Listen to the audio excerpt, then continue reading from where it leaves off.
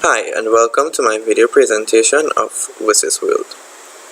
We will begin with the home screen, which is just a bird's eye view of the city. Now each building represents a different Wishes SDG. And here we have these navigation arrows which provide a 360 view of the overall city.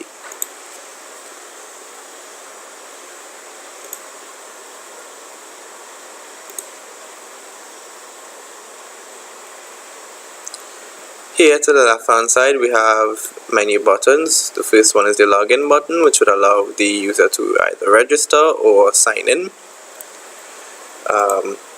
We also have an information button, which would allow the user to check their individual statistics as well as their overall statistic at the bottom, which is used to compete online. With the click of this button we can view their overall ranking. This is for future implementation, of course. And lastly we have the settings button, which can easily allow the user to remove the background music or sound effects as needed. If we hover over a building, we would notice an outline as well as the building title light up.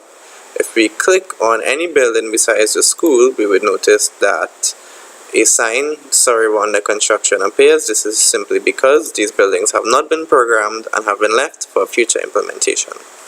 However, when we select the school, we will be taken to a closer view of the school itself, which is called Wishes University.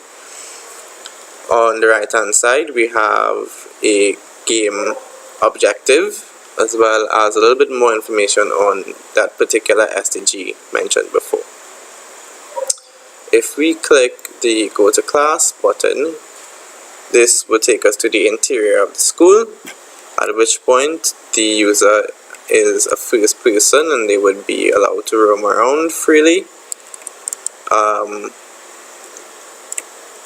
And just to give a quick tour of the inside of the school, this is the first or the ground floor, and once again the user could roam as they like, just to give them a free roam experience, as they say. Here we have an entrance to the staircase. This would only be accessible if the user completes the ground floor.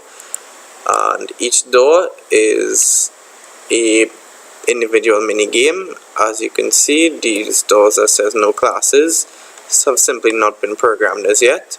However, we do have one mini game set up, and as we get close to the door we would notice to the top we have a title for the class.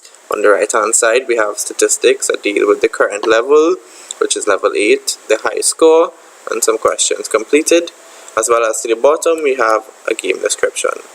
So as I press P, we will be entered into the game scene itself.